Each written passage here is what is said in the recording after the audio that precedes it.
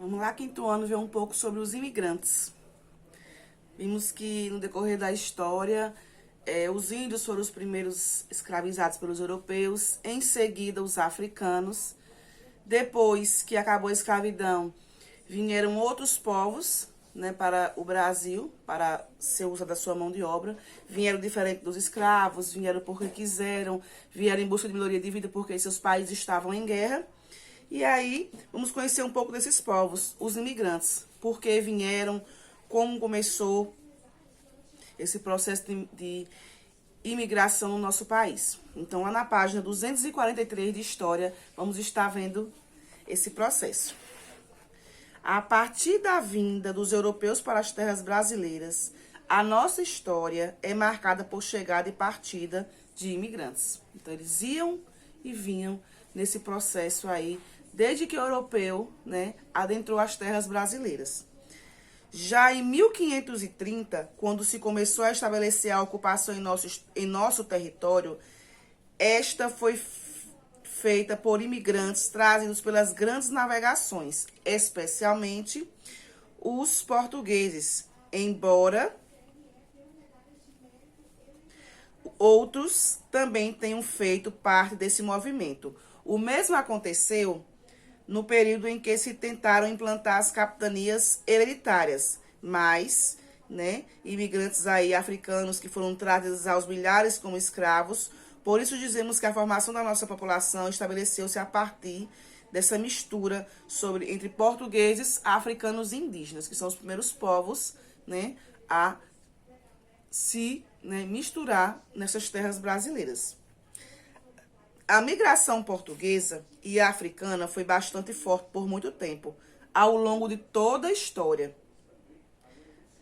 No entanto, mesmo nos períodos em que Portugal proibia a vinda de imigrantes, como foi no período colonial, tal própria proibição aí não impediu que franceses, holandeses, ingleses e espanhóis, né, entrassem nas terras brasileiras. Então, mesmo Portugal querendo ser os únicos a dominar as terras, ainda assim, né, outros povos começaram a, né, migrar para o Brasil. Então, franceses, holandeses, ingleses aí começaram a articular ideias para também explorar nossas terras.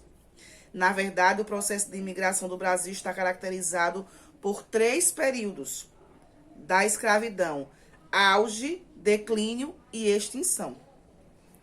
O auge da escravidão está marcado pelo período desde a chegada dos portugueses até meados de 1850, quando proibiu-se o tráfico.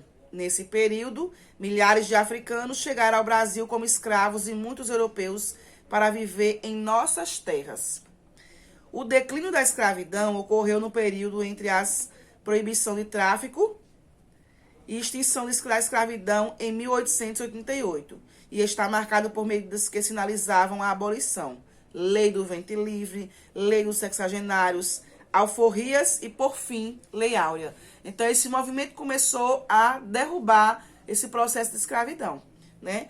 A princípio, foi proibido a venda deles, né, no mercado. Depois, se criou leis a favor do ventre livre, né? A escrava que estivesse grávida, o seu filho não seria escravo, né? Os escravos acima de 60 anos estariam livres, não precisavam mais, né, trabalhar. E, em seguida, se começou também a lei, né, as alforrias sendo entregues, né, aos seus, né, escravos. Uns compravam, outros, né, ganhavam dos seus donos, até que a Lei Áurea foi assinada e se estabeleceu a libertação dos escravos nesse momento aí. E o terceiro período, né, no processo da imigração, foi a extinção da escravidão, né, foi extinto. Os próximos povos que estavam adentrando ao Brasil não seriam escravizados, trabalhariam e ganhariam pelo seu trabalho.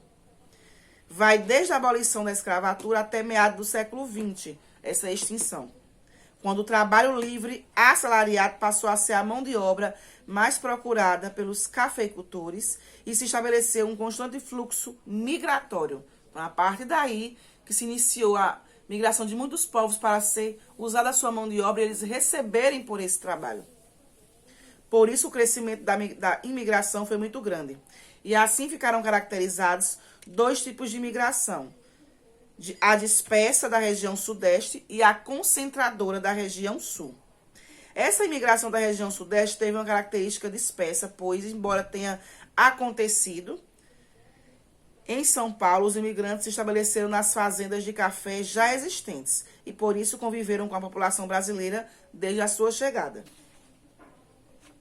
Então, os imigrantes aí, em sua maioria, eram italianos, portugueses, espanhóis, alemães, depois japoneses, árabes, judeus. E, atualmente, né, nós temos bolivianos, italianos, coreanos, chineses, senegaleses e muita gente da África também, hoje, né, adentra o nosso país. E o nome que nós damos agora, não mais, né, imigrantes, são refugiados. Então, muitos refugiados, né, hoje vivem no nosso país, fugindo de guerras e de problemas econômicos em seus países, certo? Então, em outra época, davam o nome de imigrantes. Hoje, chamam esses povos de refugiados, né? Eles vêm em busca de uma nova oportunidade e o Brasil, né, recebe esses né, vários países e principalmente, né, africanos nesse processo aí de reconstrução de suas vidas. Seguindo nesse contexto, a migração aí concentradora lá na região sul, né, ela é referente a características, pois os imigrantes estabeleceram em colônia e por isso não tiveram muito contato com o povo brasileiro. Diferente dos outros que se misturaram, né, esses ficaram só na colônia, certo? Simplesmente para realizar a mão de obra e viver ali só aquele povo que veio de determinado país. Além desse fato, a imigração da região foi estimulada pelo governo brasileiro que estava à procura de pessoas para povoar, principalmente a região sul. Houve campanhas promovidas pelo governo brasileiro na Europa, pois esse continente estava passando por acontecimentos como as duas grandes guerras que dificultavam muito a vida das pessoas. Então, devido à questão das guerras, alguns países da Europa vieram para o Brasil em busca de sobreviver e cuidar das suas famílias. E para isso, eles precisavam, né, seguir viagem para nossas terras e aqui conseguir uma nova oportunidade. Quando ocorreu uma crise interna no Japão, muitos japoneses também migraram para o Brasil e estabeleceram uma colônia muito significativa que dura mais de 100 anos. Portanto, podemos dizer que as principais nacionalidades que imigraram para o Brasil foram portugueses de origem, né, vieram aí a portuguesa, as de origem africana, italiana, espanhola, alemã e japonesa. São os primeiros povos aí a migrar para o nosso país e esses povos trazem elementos, né, de sua cultura e constroem o nosso país, Brasil. Muitas contribuições para a nossa formação enquanto povo brasileiro foram dadas pelos imigrantes. Urbanização, arquitetura, a questão das técnicas econômicas, agricultura, indústrias, as influências na arte, na literatura, na educação, na gastronomia e na sociedade. Então, são povos que, assim como os indígenas e africanos, também trazem elementos que contribuem aí para a cultura do nosso país. É tanto que, na divisão das regiões, a gente percebe essa cultura.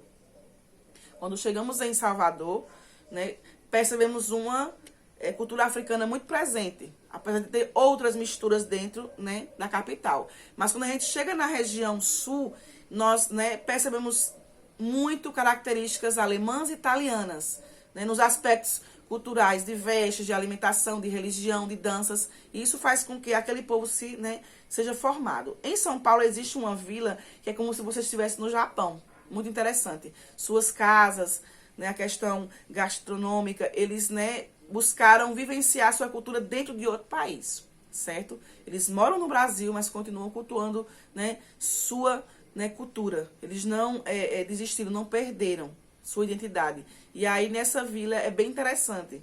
É como se você estivesse entrando no Japão. O modelo das casas, a arquitetura, o jeito que senta nos restaurantes, né? Que senta como se fosse em um banquinho, que você entra descalço. Então, é uma forma de vivenciar a cultura japonesa, certo?